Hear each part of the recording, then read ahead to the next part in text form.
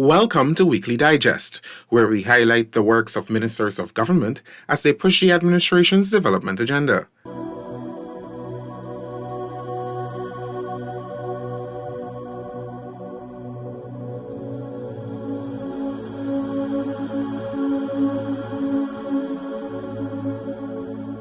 Last Saturday, Minister within the Office of the Prime Minister with responsibility for public affairs, Kwame McCoy, urged citizens to respect, love, and try to understand each other in order to set a good foundation for the One Guyana initiative. Minister McCoy was at the time delivering remarks to Hindu brothers and sisters at the Peters Hall Mandir. To extend charity, to extend goodwill to the people around us, right across our society, because it is only by us doing that, respecting each other, understanding each other, that we can move really quickly to the ideal place that we all desire for ourselves, the ideal Guyana.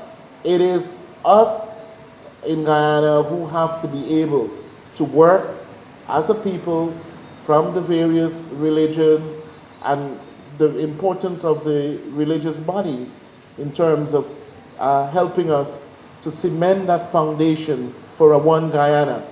Because if you examine all of the religious texts, they all speak to the need for love, for humanity, for respect for each other, for giving ourselves the opportunity to extend goodness and goodwill and charity to each other. Minister McCoy reiterated, as part of their everyday life, persons should spread love, peace, social harmony, and try to exercise justice and good judgment. He says these are most needed in society. Ministers of government on Monday fanned out across Region 6, listening to the issues of residents with a keen eye to addressing them.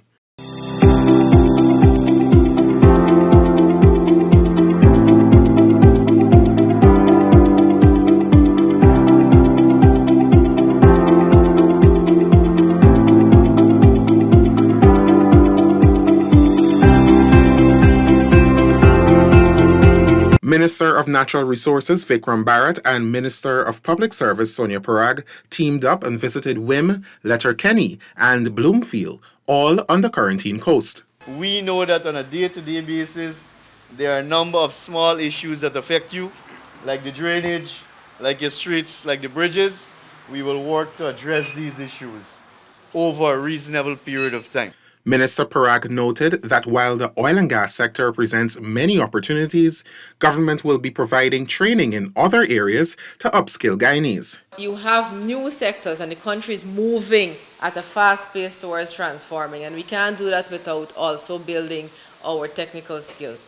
Minister of Labour Joseph Hamilton says $33 million will be expended to upskill the human resource in Region 6 through the ministry's Board of Industrial Training BIT program. The minister announced too that a remedial program has been established to assist persons in English and mathematics.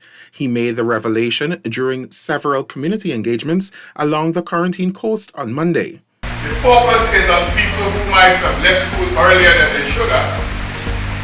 We have in the program, remedial program, that we do for 3 weeks, English and mathematics. So we use teachers from the community to bring people up to speed in English and maths.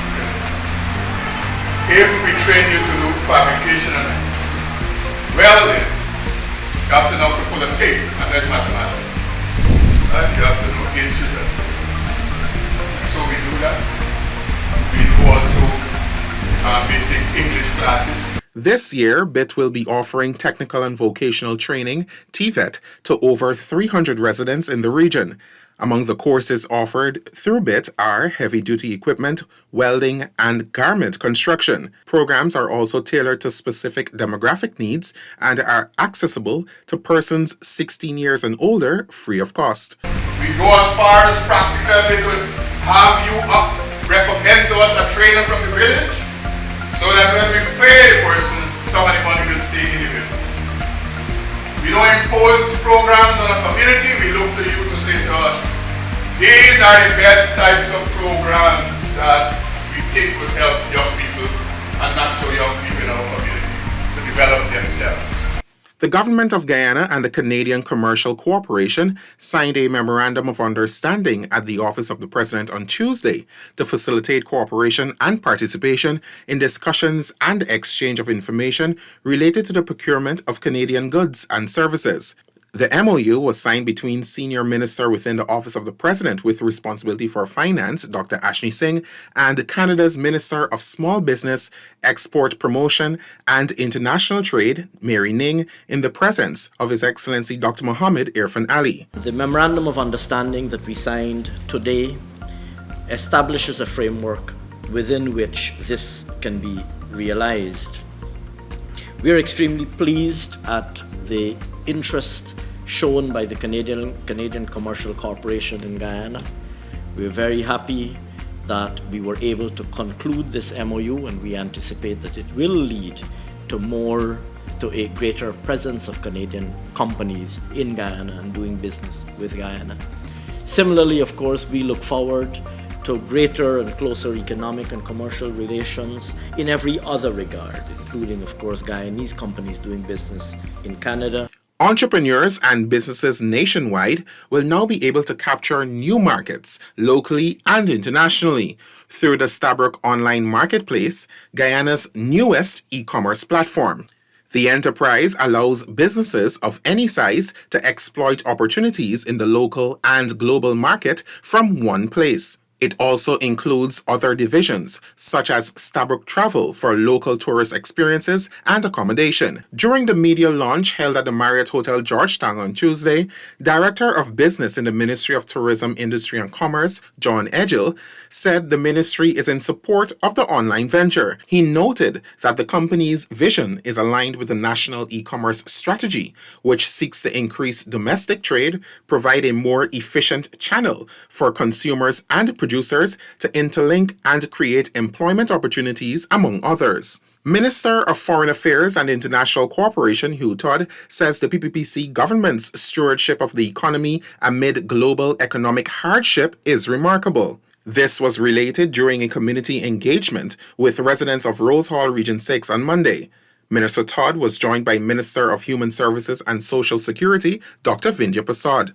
What we focused on is trying to keep the economy going. That's why we balanced healthcare with public policy to ensure that we can keep the economy going so that we don't allow the economy to collapse. And we did fairly well compared to many countries within this region and across the world. We're a model. Emphasizing the administration's handling of the economy as, quote, a model, end quote, Minister Todd reminded residents that government made critical decisions early in its tenure to stimulate economic growth. Some of these measures included the COVID-19 cash grant, allowances and increases for public servants and the disciplined services, and tax breaks, among others. Meanwhile, residents of Rose Hall, East Berbice Quarantine, were on Monday urged to apply for grants through the Small Business Bureau, SBB, to enhance their entrepreneurial endeavors and living standards. The call was made by Minister of Human Services and Social Security, Dr. Vindhya Prasad. Now, if they can use the nexus between the Small Business Bureau and the Ministry of Human Services, they need to take the next step. Now that you're armed with the training, now that you have been also trained in business literacy, because that's part of the WIN program, then head to the Small Business Bureau and take the plunge. Minister Prasad stated that women should take advantage of the WIN program since it offers a variety of courses for which there will be new releases soon. As Guyana revolutionizes its healthcare services, the need for qualified officials within the sector will also increase. As a result, Minister of Health Dr. Frank Anthony on Tuesday launched the Nursing Assistant Program at the Lethem Training Annex, Upper Takatu, Upper Essequibo, Region 9.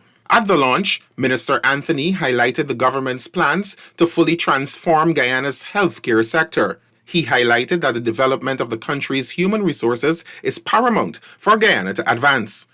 That's the most important component. So if we are doing the other things, the infrastructure, the equipment, and we are not improving the human resources, then we would still not be able to deliver the kinds of care that we want. The Ministry of Health is embarking on 16 different programs to train and upskill people in healthcare services. Minister of Foreign Affairs and International Cooperation Hugh Todd on Tuesday distributed kites to children in several communities in Region 10.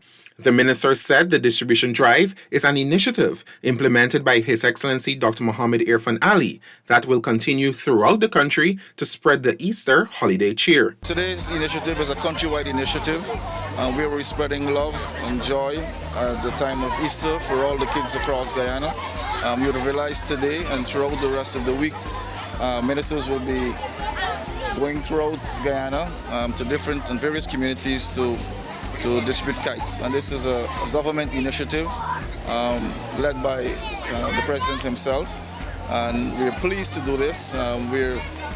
We can't give every community, but for example, in Region 10 in Linden, we're going to the most vulnerable communities. For example, right now I'm in Victory Valley. This is a vulnerable community, a community that we're paying particular attention to for the youths and the development of youths. And I think it's important for us to spread that joy and cheer at this time. The kids are very delighted, as you can hear in the background. Prime Minister Brigadier Retired Mark Phillips says when operational, the new solar farm in Bartica would reduce fuel costs. On Tuesday, the Prime Minister visited the ongoing construction works, where he noted that it will also aid in the transition from fossil fuel to greater use of renewable energy, reducing Guyana's carbon footprint. The Prime Minister is optimistic that the solar farm, which is in keeping with the government's low carbon development strategy, LCDS 2030, will aid in the overall development of the town. It will also help in terms of the expansion of business in this community because you have additional energy, right? It now becomes more attractive for investors to set up, micro and, little larger industries and commercial activities in Bartica. The Prime Minister expressed satisfaction with the progress of the 1.5 megawatt solar farm, which is currently 90% completed. We are satisfied based on the briefing we received. This project is on schedule and it's expected to be handed over to the government of Guyana by the 1st of June this year. And we see no reason why it will not be concluded and handed over to the government of Guyana by the 1st of June. A $569.3 million contract has been awarded to Geico Construction and General Services, Inc. to dredge the mouth of the Pomeroon River, Region 2. The move is in keeping with the government's plans to improve drainage facilities along the Essequibo coast.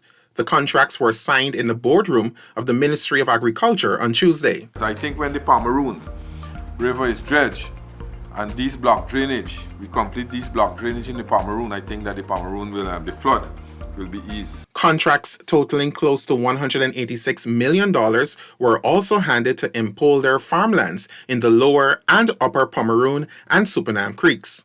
Now Guyana is leading the agri-food system in the Caribbean, and we'll be hosting an agri-investment forum not so long from now, from the 19th to the 21st of May next month. That means a lot of investors will be coming to Guyana to invest in the agriculture sector.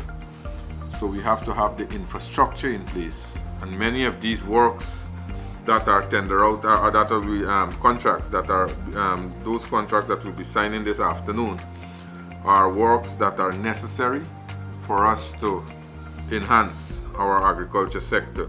The Guyana Sugar Corporation, GuySuco, also signed contracts amounting to $196.6 million for the supply and delivery of a number of critical equipment, including 2 complete sets of land leveling equipment for the Albion estate.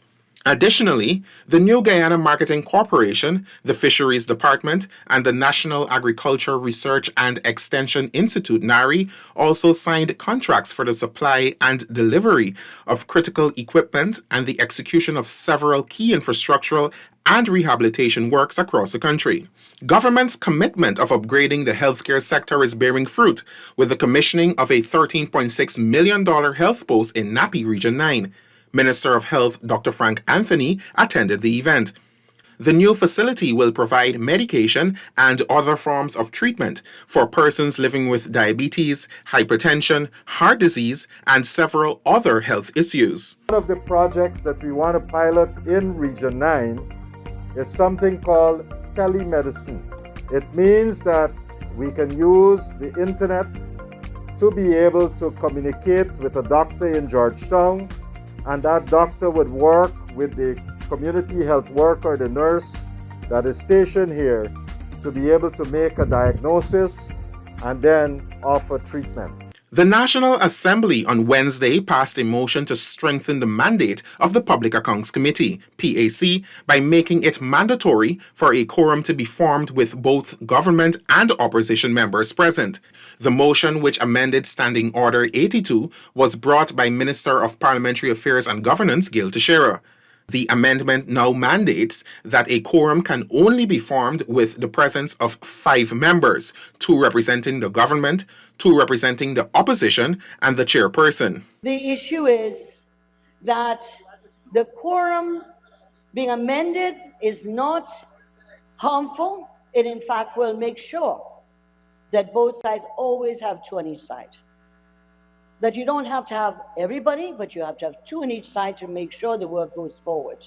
Minister of Public Works Bishop Juan Edgell, in support of the motion, said the PAC is a bipartisan body that seeks to strengthen accountability and transparency and make strong recommendations to protect the public's purse. Is there any right that is taken away?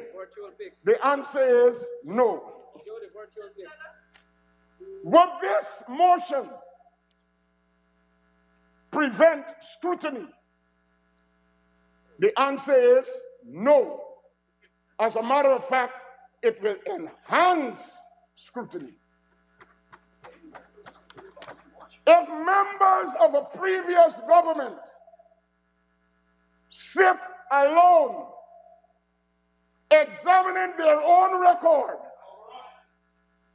that many of them participated in the current context where members are making excuses for accounting officers and government is not present, well then, you know that will not enhance scrutiny, that will prevent scrutiny. Attorney General and Minister of Legal Affairs Senior Counsel Mahabir Anil Nandlal explained that a quorum is to ensure that both sides get a voice in the meetings. The AG further stressed that enough time must be spent to scrutinize the spending by government to ensure there is transparency and accountability. We want a Public Accounts Committee that has greater membership because we believe, and more greater bipartisanship, and we are moving in that direction. It is as simple as that. So, Mr. Speaker, I don't see all the sinister motives and the ulterior intent that is being ascribed to this motion. I see a simple motion to change the configuration of the Public Accounts Committee so that it can achieve greater accountability, it can do its work with greater circumspection and care that the work deserves, and will bring greater inclusivity in our democracy. That's it for this edition of Weekly Digest. For these and other government-related information, do log on to our website at dpi.gov.gy and our social media platforms as well. Goodbye.